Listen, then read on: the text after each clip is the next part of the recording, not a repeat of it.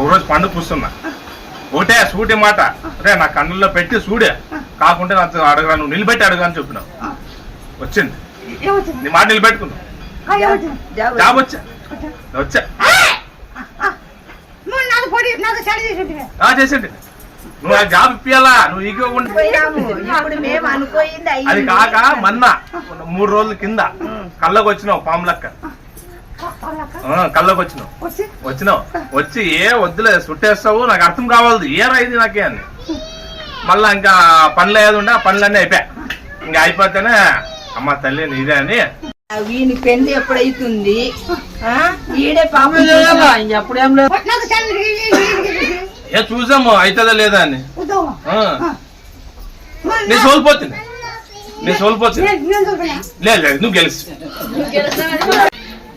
10 kilo నా పాపం బాగుంటుందా చేసుకుంటే ఎట్లా